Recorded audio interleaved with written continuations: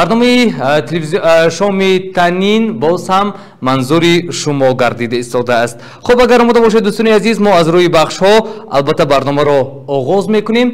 اگر شما آماده باشید دوستان عزیز بخش اولین ما نام دارد سوالی تماشابین، یعنی که سوال ها از جانب تماشابینان به عنوان برنامه ما دسترس کرده است. ما این بخش رو آغاز میکنیم.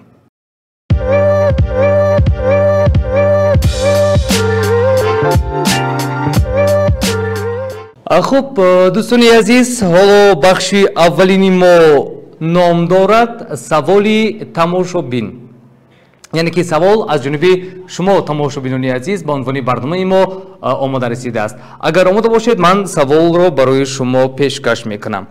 خب گالندیا ولایتی کدام دولت است؟ گالندیا ولایتی کدام دولت است؟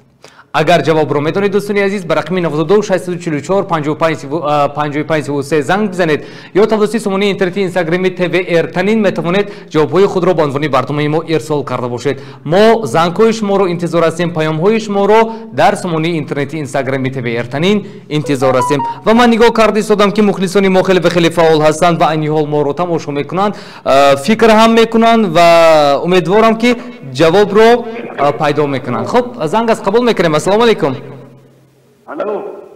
سلام شما بخیر باشد. سلام علیکم. سلامت باشید. نفهمیدم. الو.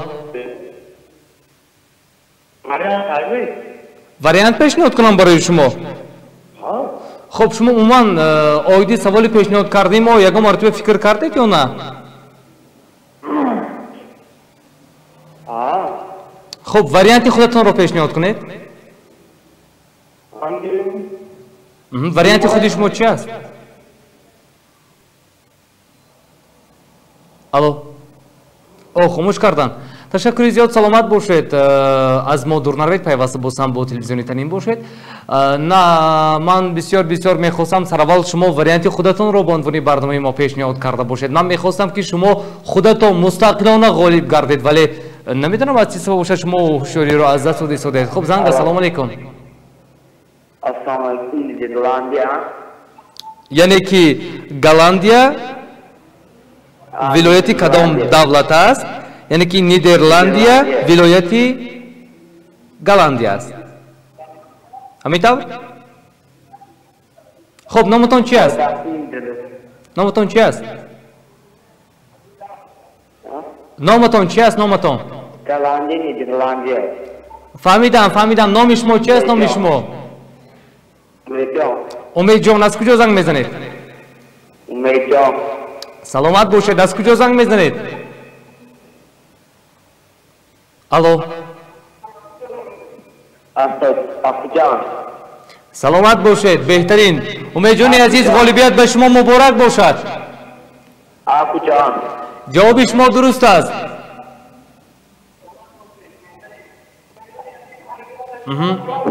تشکر زیاد برای زنگتان. به شما بارگر غالبیت رو مبارک باد میگوییم.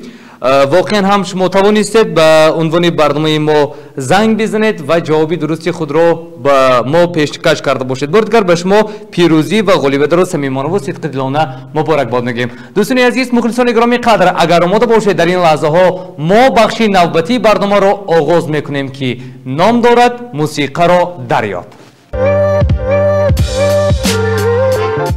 خب موسیقی رو یابید. این موسیقی چی نام دارد یا موسیقی به کدام سراینده تعلق دارد؟ البته از بخش یکمی برنامه ما گذشتیم به بخش دومی برنامه موسیقی رو یابید. اولی موسیقی برای شما پیشکش کرده می شود. مرحمت.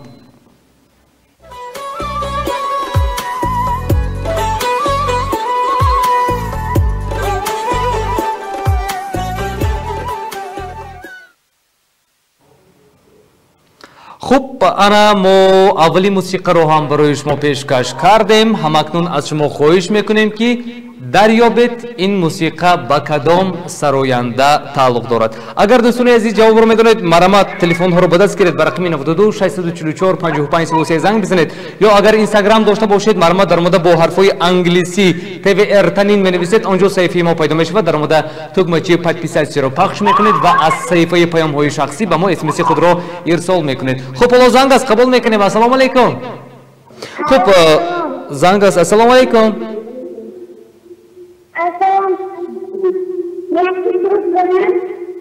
خب مرحمت جواب شما الو متاسفانه نمیدونم برای چی. تشکر زیاد برای زنگتون. اینجا در سمونه اینترنتی اینستاگرام قادیروف شریف جان جواب درستی خود را ارسال میکنند. قادیروف شریف جان بهترین دوستم قند زنید. غالیبیت مبارک باشه. جواب شما درست است. همزمان اسیا خان خوفیا ام نمیدونم این چی باشد نامشون. تشکر زیاد. به هر حال شما توانستید غالیبیت رو به دست بیارید. جواب شما هم درست است. نفر نبتی داوود 13 2010 جواب درست رو با ما ارسال کردن توسط اینستاگرام. غالیبیت به شما مبارک باشد. نفر نبتی باز هم می‌نویسم میلاشکا 7049 غالیبیت به شما هم مبارک باشد. میلاشکا خان. خب زنگ نبتی از قبول میکنیم. السلام علیکم. سلام سلام شما بخیر باشد. جواب من دلارام دمیربک ها یعنی که سرود نام دارد دلارام از سراینده شادروان دمیربک علیمو. فهمیدم؟ بله. نامتون چی است؟ از کجا زنگ میزنید؟ من داستان زنگ میزنم. نامم میجان انجام باشد. بهترین سلامت باشید. به شما دوستی عزیز دادر گرامی قدر غالیبیت مبارک باشد. زنده باشید. باکی با یکم نفر سلام پیام برسونید. تشکر زیاد. خاموش کردن. سپاس میگم. خب کنی اصلی موسیقی رو گوش میکنیم. گلندامم گلندامم دلارامم دلارامم تو صیادی دلم باشی بیماندامم نمارامم.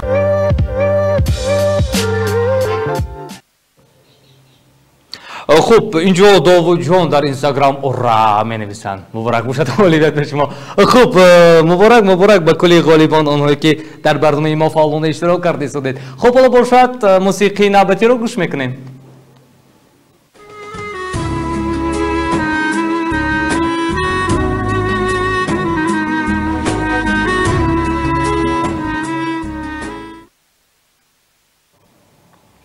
خوب من موسیقی نبتی هم برای شما صدا داد دوستانی عزیز. اگر با عموما این موسیقی رو پیدا کردید که با کدام سراینده تعلق دارد و نام موسیقی چی است میدونید، مرحمت توسط سمونه اینترنتی اینستاگرامی TVR تنین پیام‌های خود رو جواب‌های خود رو ارسال کرده باشید. همزمان میتونید توسط رقم 92 644 55 33 زنگ بزنید. خب اینجا مامینتو مور همایون کریموف مادرم گفتن. تشکر زیاد. نه جوابش ما درست است. خوب اسیا خان غالیبیت مبارک باشد. واقعا هم جواب شما درست است. بهترین. رحمت کلام مبارک شود. خوب زنگ است. سلام علیکم. الو. السلام علیکم. سلامت باشید. گوش میکنیم شما رو. تشکر زیاد. زنده باشید. برای چی خاموش کردید نمیدونم. خوب دوستای عزیز، اگر جواب رو میدونید مرحمت توسط سمونه اینترنتی اینستاگرامی TVR تنین در صفحه پیام‌های شخصی SMS های خود رو ارسال کرده باشید یا توسط رقم های 92 644 55 33 با ما در تماس شوید. السلام علیکم. الو. السلام علیکم. السلام علیکم. کرامت الله. کرامت الله. کرامت الله. یعنی که از کرامت الله کدام سرود؟ تشکر زیاد. سلامت باشید. نه جواب شما نادرست است. خواهش میکردم باز هم درست فکر کنید.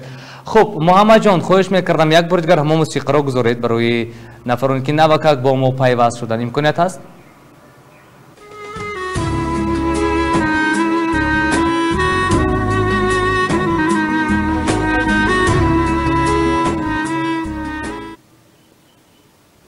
بسیار موسیقی دردناک، بسیار موسیقی زیبا و سرود در حقیقت درباره مادر سراینده شده است. ولی این کدام سراینده است؟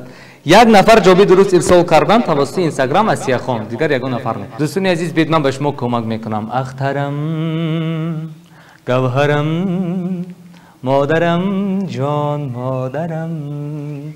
خب اکنون بگویید که این سرود را کدام سراینده سراییده است؟ خب زنگ است. سلام علیکم.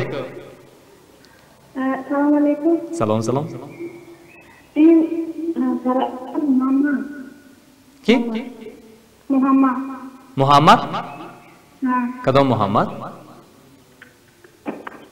نه محمد نه محمد نه خوری عزیز. متاسفانه اشتباه میکنه. این سرود نام سراینده با می آغاز می شود. با می آغاز می شود نامش. نسبش هم با می آغاز می شود. شما نام سراینده را اکنون یابید. نام سرود رو ما گفتیم. نام سرود درباره مادر سراییده شده. سلام علیکم. سلام علیکم. سلام سلام. این سرودی مصلح‌الدین میرزایف مادرم نام دارد. مصلح‌الدین میرزایف؟ بله. باور دارید که این سراینده در حقیقت هم سراییده است؟ بله. خب کنی یک بار اصل موسیقی را گذاریم چی؟ اخترم گوهرم یاورم جان مادرم.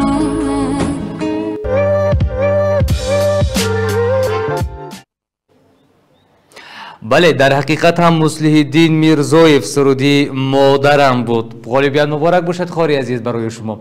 خب این لحظه باشد دوستای عزیز بیاید بخش نوبتی برنامه ما نام دارد 3 سوال برای شما.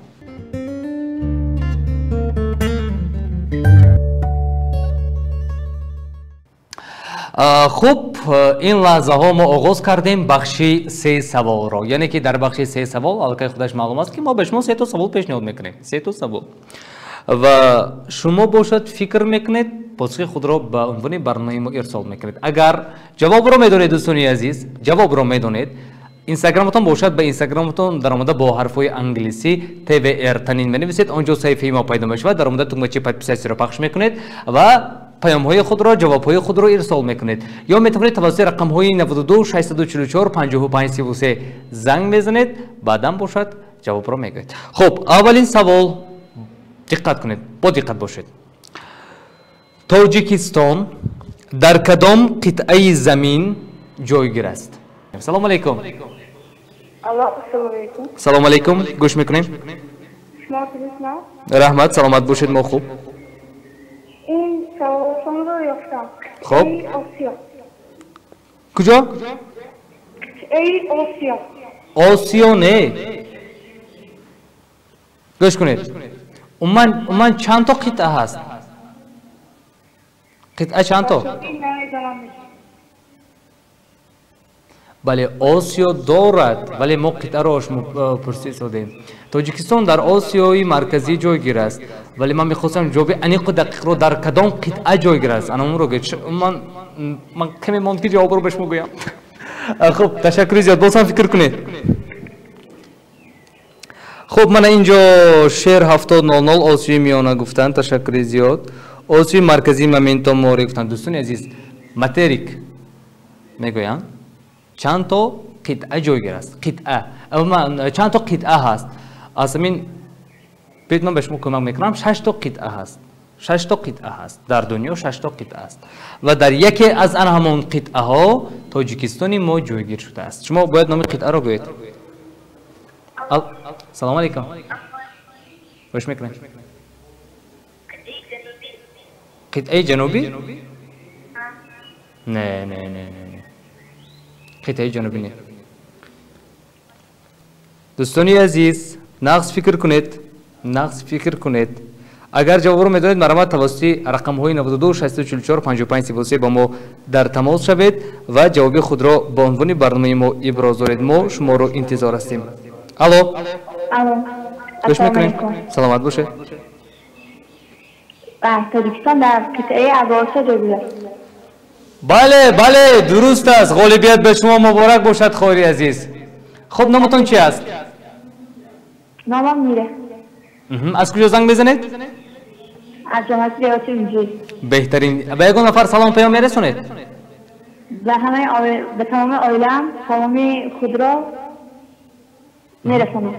تشکر زیاد. بردگار شما رو با غالبیت مبارکباد میگم خوری عزیز. تشکر. سپاس برای زنگتون. دوستانی عزیز، همگی 6 تا قطعه جایگیر است. من 6 تا قطعه هست در روی دنیا، 6 تا ماتریک میگویند. و در قطعه اوراسیا تاجیکستان ما جایگیر شده است. جوابی درست این بود. بخش سه سوال یکمی سوال رو برای شما پیشنهاد کردیم و توانستند به سوال اولین ما جوابی خود را گفته باشند. حالا باشد توجه کنید از بخش سه سوال به دومین سوال. قلعه اسماعیلی سامانی پیش چی نام داشت؟ اول چی نام داشت؟ قلعه اسماعیلی سامانی اول چی نام داشت؟ نامی اولی قلعه اسماعیلی سامانی رو شما بگویید. امروز ما همچون قلعه اسماعیلی سامانی البته وردی زبان میاریم و شما باید بگویید که نامی پیشینه قلعه اسماعیلی سامانی چی بود. اگر جواب رو میدونید دوستان عزیز، رقم ما 92 644 55 است یا میتونید توسط شماره اینترنتی اینستاگرام میتوی ارتنین با عنوان برنامه ما البته اس ام اس خود رو ارسال کرده باشید. قلعه اسماعیلی سامانی رو بگویید. اول قلعه اسماعیلی سامانی رو چی میگفتن؟ یعنی که نامش چی بود؟ این سوال برای شماست. مرحمت، اگر جواب رو میدونید دوستان عزیز به رقم 92 644 55 زنگ بزنید یا توسط شماره اینترنتی اینستاگرامی تیوی ارتنین میتونید جوابهای خود را به عنوان برنامه ما ارسال کرده باشید. خب البته خواهش میکردم از شما باز هم خوبتر نقصتر فکر کرده باشید و جواب درستی خود را به ما بگویید. اگر دوستان عزیز جواب رو میدونید مرحمت به رقم 92 644 55 زنگ بزنید. خب اینجا آسیا خان جواب شما درست است. قبل است. خب اینجا سولنشکا جواب شما هم درست بوده است. آفرین، گپ نیست. در اینستاگرام فعال هستید. فعال دوستان عزیزی، من کنی شما اینستاگرام چیا بیدار شوید که من در اینستاگرام شما رو انتظار هستم. مرحمت به اینستاگرام دروید، وقت یا بید پیدا کنید، جواب رو و به عنوان برنامه ما ارسال کنید. ما شما رو انتظار هستیم. اگر جواب رو میدونید به رقم 92 644 55 زنگ بزنید. من زنگ‌های شما رو دوستان عزیز انتظار هستم. خب اگر زنگ باشه مرحمت ما پیوسته قبول میکنیم. سلام علیکم. و علیکم السلام. گوش میکنیم. در دوره شوروی این قله به عنوان کمونیسم قله بلندترین قله. بله قله کمونیسم است. غالبیت مبارک باشد به شما. سلامت باشید جناب. به شما موفقیت شما با برار تمنا میکنیم. تشکر زیاد برای زنگتان. دوستان عزیز به دومین سوال ما جواب خود را پیدا کردیم، یعنی که در دوره‌های شوروی پیشتر قلعه اسماعیلی سامانی را همچون قلعه کمونیسم میشناختند.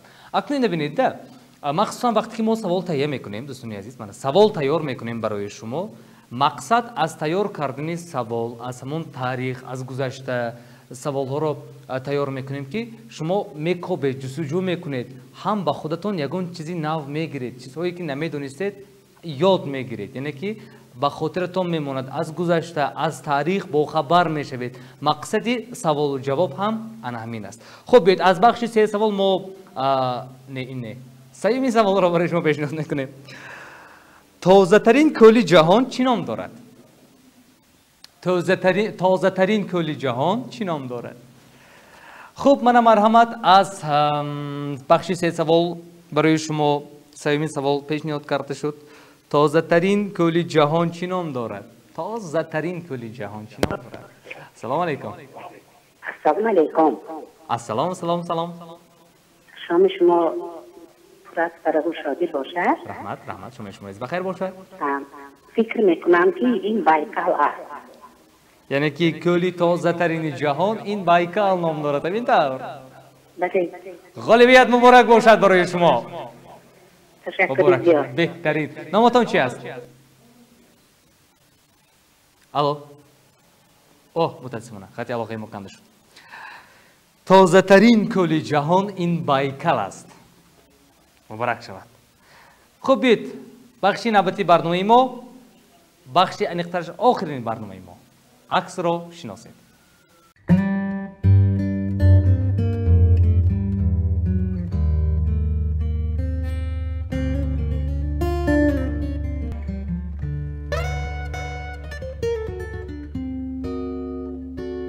ما حالا اولین عکس رو برای شما پیشکش میکنیم دوستان عزیز.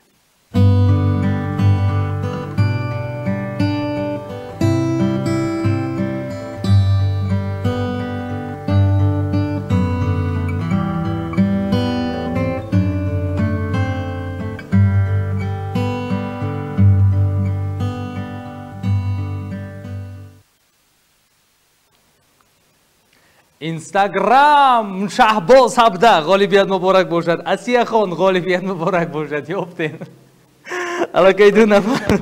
آفرین گپ ندارم. خب زنگ رو قبول میکنیم. السلام علیکم. گوش میکنیم. الو. تشکر زیاد. سلامت باشید. 2 نفر الکی از اینستاگرام جوابی درست رو ارسال کردن. یک تک شناختن با قبل گپا. گذاشتیم و گفتن که انمین آدم گفتن. بهترین. مبارک شد غالبیت. خب زنگ باشد دوستان عزیز قبول میکنیم. رقم 92 644 55 33 است که ما با شما رو با هم دیگر پیوست میکنیم. سلام علیکم. سلام علیکم. سلام.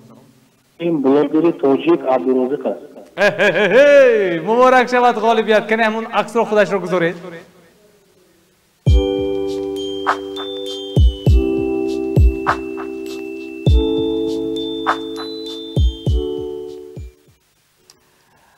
بهترین بلاگر یکی از سیماهای شناخته جهان گویم هم اشتباه نمیشود. عبدالرزاق است. میتونه؟ خوب غالبیت به شما مبارک باشد دوستی عزیز. انا دیدید الکی اسیه خان جواب رو یافته باز خندچه فرستادن. اسمایلی که خنده کرده شده است. خوب حالا باشد دوستی عزیز. مرحمت از بخش عکس رو شناسید. دومین عکس رو پیشنهاد شما میگردونه.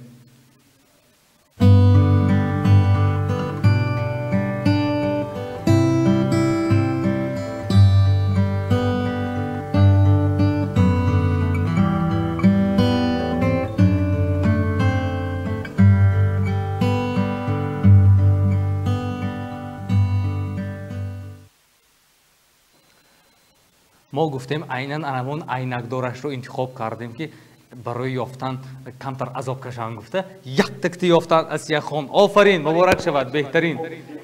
درست از جواب شما. خب زنگ از قبول میکنیم. سلام علیکم. گوش میکنیم. السلام علیکم.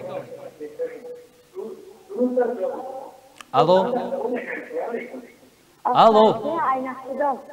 کیم؟ اندی؟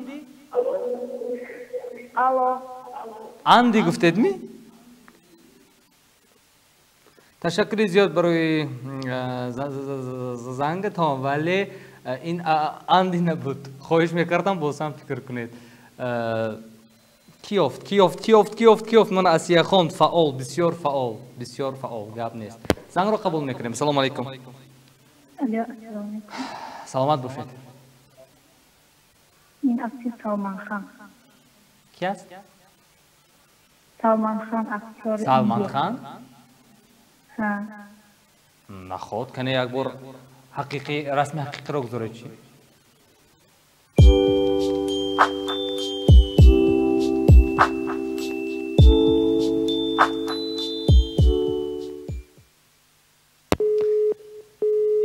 سلمان خان بوده است. من اکنون شناختم. من هم اکنون دیدم. بهترین گپ نیست. غالبیت به شما مبارک باشد. آفرین.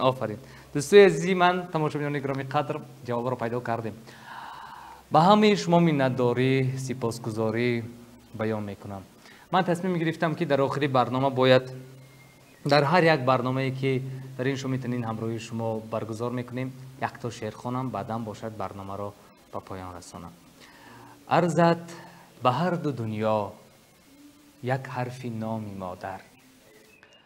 عرضت به هر دو دنیا یک حرف نامی مادر. بعدی خدا و قرآن باشد مقامی مادر. گر شاهم و وزیرم سلطان و یا امیرم دنیا به دست گیرم هستم غلامی مادر.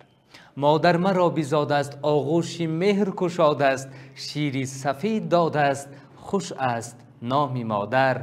جانم فدای مادر جانم فدای مادر. مادرانی عزیز و ارجمندی ما همه وقت و سلامت باشه. جمله کلی اونهایی که ما را تا این دم پیگیری کردید با ما بودید به همه شما منتداری و سپاسگزاری بیان میکنیم. امیدوارم که از تماشا کردن برنامه‌های تلویزیونی تنین خسته نیستید. به همه شمایان استراتی با فراغت رو تمنا میکنیم و بار دیگر یک شام نو رو پیوسته مبارکباد میگوییم. طول این لحظه ها بودم با شما برنده برنامه من رسلانی احرام. تا برنامه‌های دیگر سلامت و سربلند باشید. خیر.